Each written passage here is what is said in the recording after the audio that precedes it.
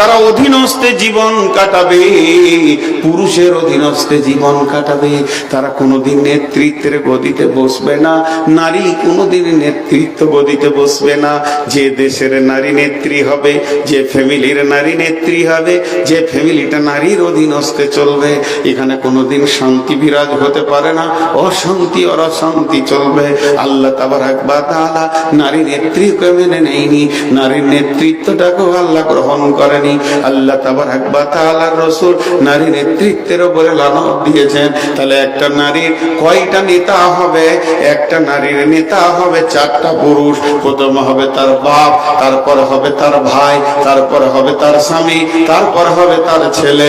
বাপ ভাই, যদি বাপ ভালো থাকে সুস্থ থাকে তো বাপ হবে একটা নারীর ম্যানেজার। যদি বাপ মারা যায়, প্রবাসে চলে যায়, বিদেশে চলে যায়, পাগল হয়ে যায়, ওই মেয়েটির নেতা হবে তার বড় ভাই, পর্যায়ক্রমে তার ভাইরা হতে থাকবে। বাপ ভাই যেদিন বিয়ে দিয়ে দেবে, মেয়েটার নেতা হবে তার স্বামী।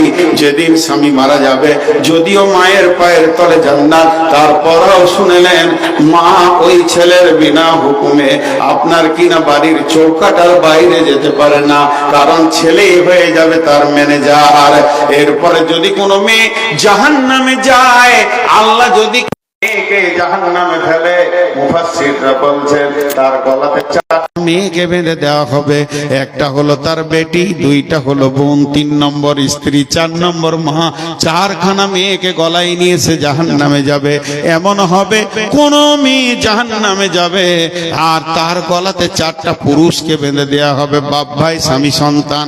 তার কারণ পৃথিবীর বুকে যখন কোন পুরুষের কিয়ামতের মাঠে বিচার হবে, তো পুরুষটাকেই সামনে করে বিচার হবে, আর তার সঙ্গে কাউকে ডাকা হবে না। কিন্তু একটা নারীকে যখন আদালতে তোলা হবে, তখন 4 জন পুরুষকে দাঁড় করিয়ে নারীটার বিচার হবে, কারণ এরা ছিল পুরুষ, এরা ছিল ওর মালিক। কেন তোমার গাড়ি পৃথিবীতে অ্যাক্সিডেন্ট করেছে, গুনাহ করেছে, বাপ ভাই তুমি কি কানা ছিলে?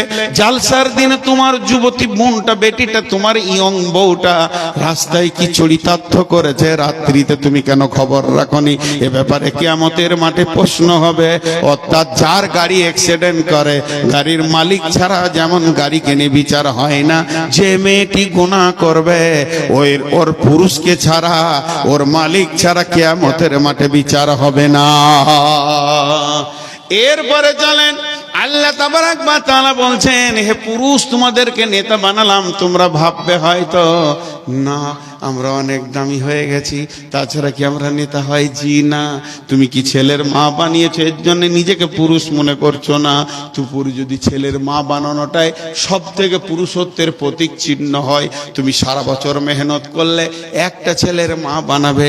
আর শুকর এক সিজনে 1.5 ডজনের বাচ্চার মা বানায়, কুকুর অন্তত 6টা 7টা বাচ্চার মা বানায়, তাহলে কি তারা বড় পুরুষ? না, সন্তান বানানো ওটা পুরুষের প্রতীক চিহ্ন নাই। বিমা ফাদ্দালাল্লাহু বা'দাহুম আলা বা'দিন, আমি আল্লাহ তোমাদের প্রেম যমুনার জোয়ারে সন্তানটাকে হীরের টুকরো তুলে দিই প্রেম সমুদ্র থেকে। এটাই হচ্ছে তোমাদের বড় নিয়ামত, এর জন্য কেউ কারো উপরে যাবে না। অবিমা আনফাকু মিন আমওয়ালিহিম, হে পুরুষের দল, তোমাদের দায়িত্ব হচ্ছে ইনকাম করে নিয়েছে বিবির পেছনে খরচা করবে, বিবিকে তুমি খাওয়াবে, পান করাবে, বিবিকে তুমি আনন্দ দেবে, এবং বিবির পেছনে তোমার খরচা হবে, তবেই তুমি সমাজে পুরুষ।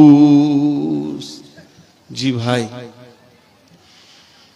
বিবি মানে ঠান্ডা, বিবি মানে জান ঠান্ডা, আর এখন বিবি মানে জান গরম। ভাই আপনাদের বিরক্ত লাগছে নাকি? যেতে যেতে তো সব চলেই গেল। যত বিবির কথা বলছি তত বিবির কাছেই চলে গেছে না।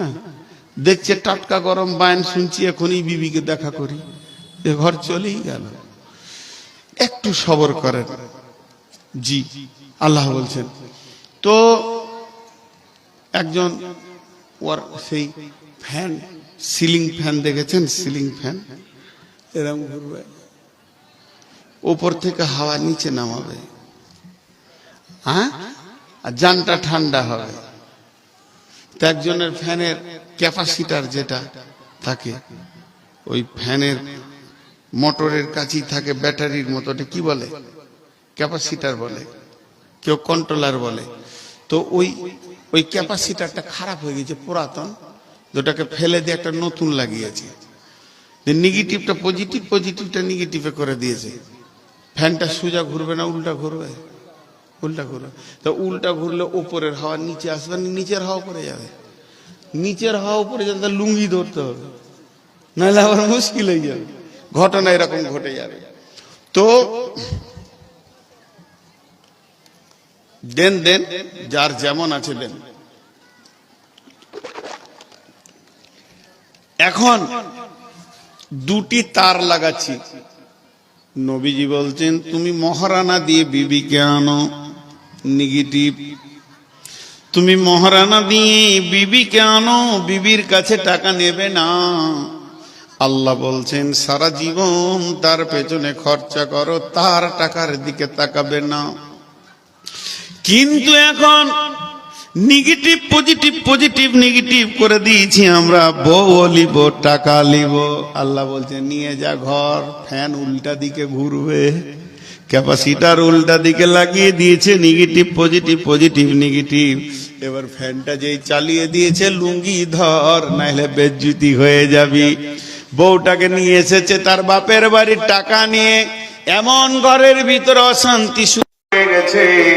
এখন বংশকে বংশ খালি জেলখানা দেখতে পেয়েছে, জেলখানার গেট দেখতে পেয়েছে।